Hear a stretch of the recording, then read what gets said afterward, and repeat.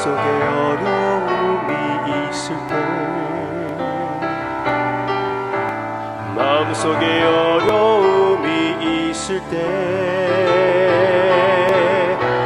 마음속에 어려움이 있을 때 주님 내게 먼저 오사 내 마음을 만지고 주님 앞에 나올 수 없을 때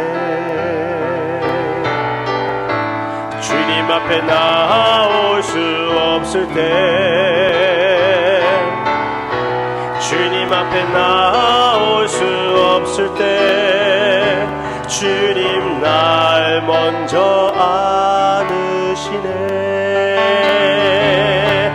그럼에도 불구하고 날 사랑하시는 내 하나님의 사랑은 나의 모든 걸 덮고 그럼에도 불구하고 날 안아주시는 내 하나님을 부를 때 아버지라 부르죠. 그럼에도 불구하고 날 사랑하시는 하나님의 사랑은 내 모든 걸 덮고 그럼에도 불구하고 날 안아주시는 내 하나님을 부를 때 아버지라 부르죠. 내 하나님을 부를 때 아버지라 부르죠.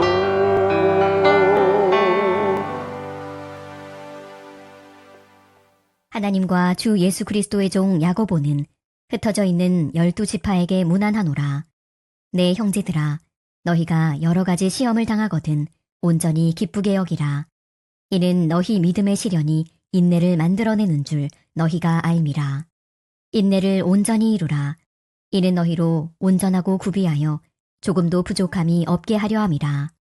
너희 중에 누구든지 지혜가 부족하거든 모든 사람에게 후히 주시고 꾸짖지 아니하시는 하나님께 구하라. 그리하면 주시리라. 오직 믿음으로 구하고 조금도 의심하지 말라. 의심하는 자는 마치 바람에 밀려 요동하는 바다물결 같으니 이런 사람은 무엇이든지 주께 얻기를 생각하지 말라. 두 마음을 품어 모든 일에 정함이 없는 자로다.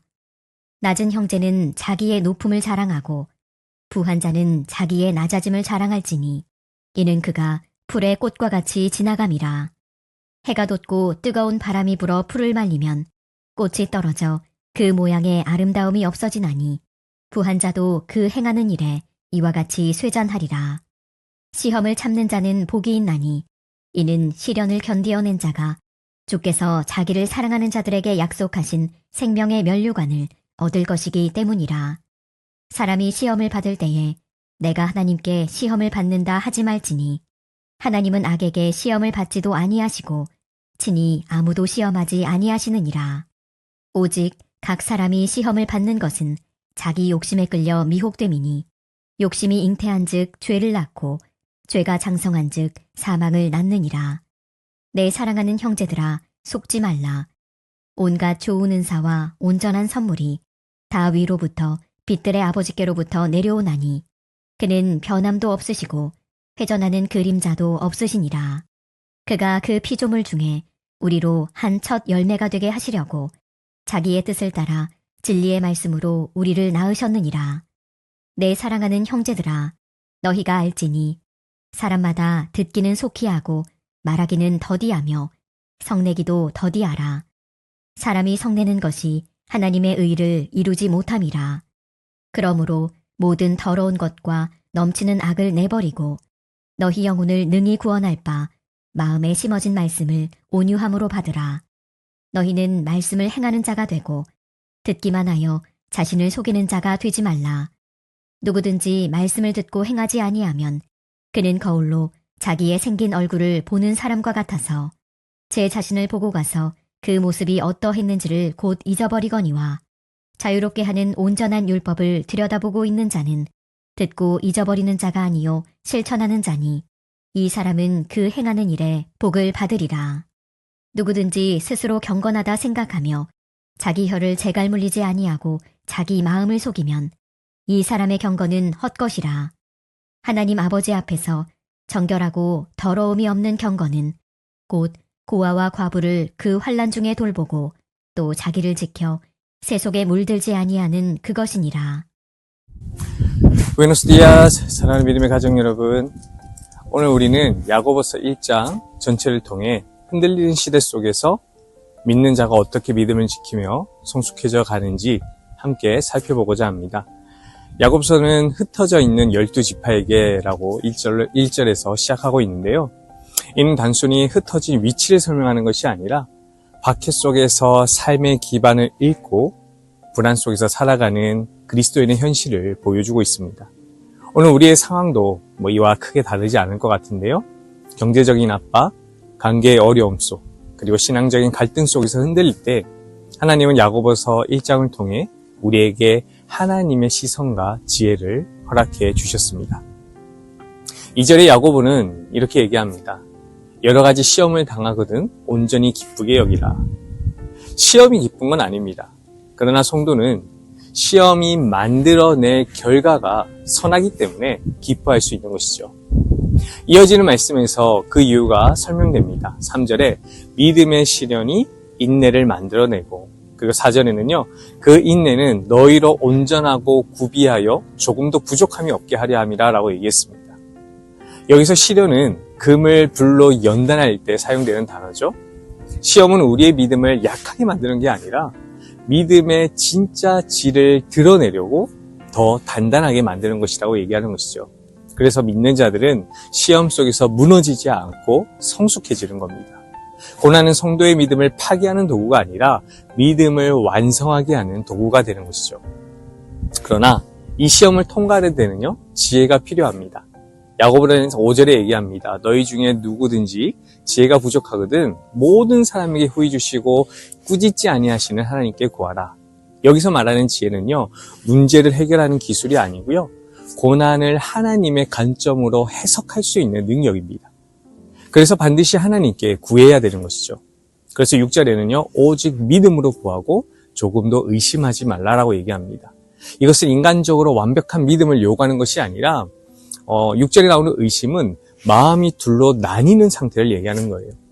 하나님을 의지한다고 말하면서도 동시에 세상의 기준을 붙드는 그런 두 마음을 얘기하는 겁니다. 그래서 8절에 두 마음을 품은 사람은 그 모든 일에 정함이 없는 자라고 얘기했어요. 시험 속에서 중요한 것은요, 흔들리지 않은 감정이 아니라 살아계신 하나님을 바라보는 시선입니다. 오직 믿음으로, 그러니까 하나님이 하시는 일은 선하시다라는 믿음으로 말이죠. 야고보는 현실적인 문제도 계속해서 다루고 있습니다. 10절 말씀에 낮은 형제는 자기의 높아짐을 자랑하고, 그리고 부한 자는 자기의 낮아짐을 자랑하라. 가난한 자는 하나님의 은혜 안에서 높아진 자입니다. 부유한 자는 세상에서 높아 보일지라도 하나님 앞에서 겸손해야 할 자입니다. 왜냐하면 11절 말씀에 해가 뜨거운 바람을 일으키면 풀도 말라지고 꽃도 떨어지되 그 모양의 아름다움도 없어지나니 세상의 부유함은 잠시 있다 사라지기 때문이죠. 믿는 자의 가치는 상황이 아니라 하나님의 은혜 안에서 결정된 신분에 있는 겁니다. 계속해서 야고보서는 시험과 유혹의 본질에 대해서 얘기하고 있는데요. 12절 말씀에 시험을 참는 자는 복이 있나니 이것이 옳은 줄로 인정함을 받은 후에 주께서 약속하신 생명의 면류관을 얻을 것이다 라고 얘기했습니다.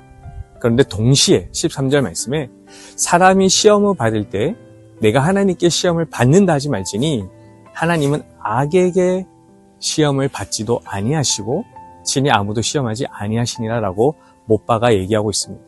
자, 그러면 시험의 근원은 어디에 있습니까? 네, 14절 말씀에 나오는 것처럼 오직 각 사람이 시험을 받는 것은 자기 욕심에 끌려 미혹되는 것이다 라고 성경은 아주 명확하게 얘기하고 있죠. 우리의 대부분의 고난과 무너짐은요, 외부가 아니라 내부의 욕심에서 출발합니다. 어떤 욕심일까요? 인정받고 싶은 욕심, 편해지고 싶은 욕심, 내 생각대로 하고 싶은 그 욕심, 그리고 더 가지려고 하는 그 욕심. 그래서 15절에 이렇게 얘기하죠. 이 욕심이 죄를 낳고 욕심이 잉태한 즉 죄를 낳고 죄가 장성한 즉 사망을 낳으니라. 그러므로 시험 속에서 우리 믿는 자들은 환경보다 먼저 자기 자신을 살펴보아야 합니다. 그리고 반대로 하나님은 유혹의 근원이 아니라 선물의 근원이시죠. 16절에 속지 말라 내 사랑하는 형제들아, 그리고 17절에 각양 좋은 은사와 온전한 선물이 다 위로부터 빛들의 아버지께로부터 내려오나니, 하나님은 변함이 없으시며 그분께로부터 오는 모든 것은 선하다라고 얘기하고 있습니다. 그 절정은 무엇입니까? 18절에 그가 그 피조물 중에 우리로 한 첫 열매가 되게 하시려고 진리의 말씀으로 우리를 낳으셨느니라. 우리의 구원은 우리의 결정이 아니라 하나님이 복음으로 우리를 새롭게 태어나게 하신 은혜죠. 이제 야고보는 성도가 말씀을 받는 자세에 대해서 얘기하고 있는데요. 19절 말씀을 보면 듣기는 속히 하고 말하기는 덜히하며 성내기도 덜히하라. 결국 분노는요, 결코 20절 말씀처럼 하나님의 의를 이루지 못한다라고 얘기하고 있습니다. 말씀을 받기 위해 필요한 태도는요, 바로 온유함입니다. 21절에 마음에 심어진 말씀을 온유함으로 받으라. 온유는 내 의견, 내 욕심, 내 감정을 내려놓고 말씀 앞에 겸손히 서는 태도를 얘기하는 겁니다. 그때 말씀이 우리 안에 심겨지고 열매를 맺는 것이죠. 우리가 말씀을 들을 때에 우리의 마음을 돌아보길 바랍니다. 그러나 야고보는 여기서 멈추지 않습니다. 말씀을 듣고만 그치지 말라라고 얘기하죠. 22절에 너희는 말씀을 행하는 자가 되고 듣기만 하여 자신을 속이는 자가 되지 말라라고 얘기하고 있습니다. 23과 24절에는 듣고 행하는 자는 자기 생긴 얼굴을 거울로 보고 가서 곧 잊어버리는 사람이다 라고 얘기했습니다.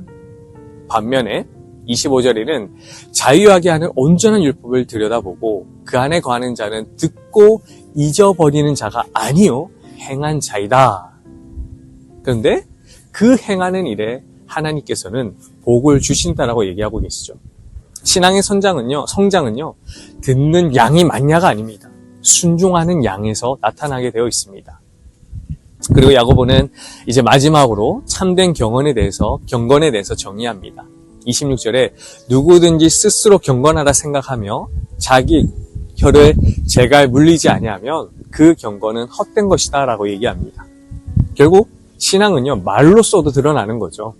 그리고 또 27절에는 하나님 아버지 앞에서 정결하고 더러움이 없는 경건은 고아와 가부를 돌보고 자기를 지켜 세속에 물들지 않는다라고 얘기했습니다. 다시 말하면 참된 경건은요, 약자를 돌보고 세상의 탐욕을 거절하고 하나님 앞에서 정결하게 살고자 힘쓰는 삶이다라고 얘기하고 있습니다.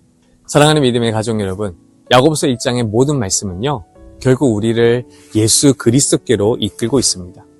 우리는 시험 속에서 흔들리지만 예수님은요, 시험을 당하셨으되 죄가 없으셨습니다. 우리는 지혜가 부족하지만 예수 그리스도는 하나님의 지혜 그 자체이십니다. 우리는 가난과 부유함으로 흔들리지만 예수님은 낮아지심으로 우리를 높이셨습니다.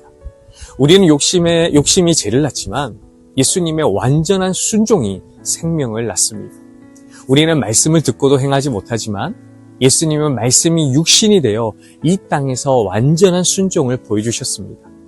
우리의 믿음이 단단해지는 길, 우리의 욕심을 버리는 길, 지혜를 얻는 길, 순종하는 삶을 살아가는 그 힘은요, 모두 예수 그리스도 안에 있습니다.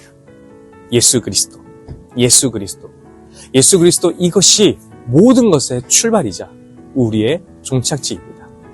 시험 속에서도 예수님을 바라보고 유혹 속에서도 예수님의 순종을 붙들고 말씀을 들을 때마다 예수님과 연합된 우리의 정체성을 기억하면서 하루하루 작은 순종을 이어가는 저와 여러분 되시기를 예수님의 이름으로 축원드립니다. 기도하겠습니다. 사랑해 주님 감사합니다. 오늘도 말씀을 통하여 우리를 돌아보게 해주시고 무엇보다도 우리의 삶의 고난과 어려움이 어디부터 시작되는지 알게 해주심에 감사드립니다. 우리의 마음을 주님 지켜주시되 오직 믿음으로 하나님이 하시는 모든 것이 선한 것임을 믿음으로 나가는 저희들 되게 해주시고 우리가 걸어가는 길이 옳은지 옳지 않은지를 예수 그리스도께서 걸어가신 그 길을 바라보며 깨닫고 돌아보고 또 그 말씀대로 주님이 보여주신 그 삶대로 순종하며 나갈 수 있는 저희들이 되게 하여 주시옵소서. 모든 것 감사드리며 살아계신 우리 주 예수 그리스도의 이름으로 기도드립니다. 아멘.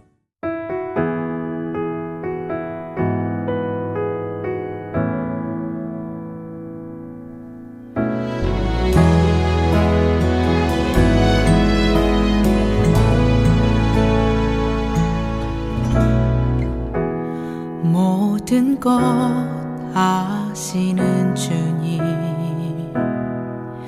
나의 맘의 연약함 보시고 부족한 그 모습대로 주님 마음에 새겨주시네.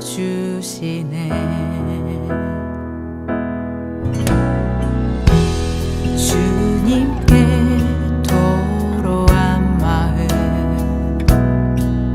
하나하나 헤아려 주시니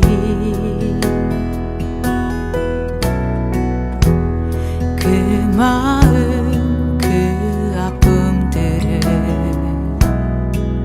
주님 손으로 품어주시네. 거친 길을 걸어갈 때도 험한 산이 앞을 막아도 빛 되신 주님의 두 손이 나를 붙드네. 주의 마음이 닿은 내 삶에 저민 슬픔을 씻으시는 주님을 찬양, 주 이름을 찬양하네.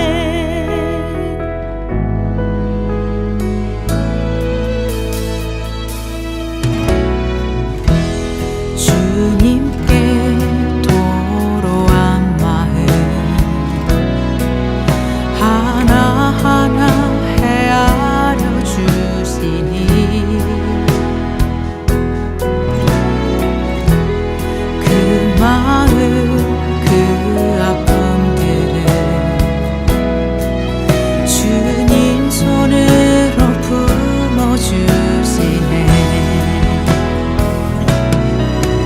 거친 길을 걸어갈 때도 험한 산이 앞을 막아도 빛 되신 주님의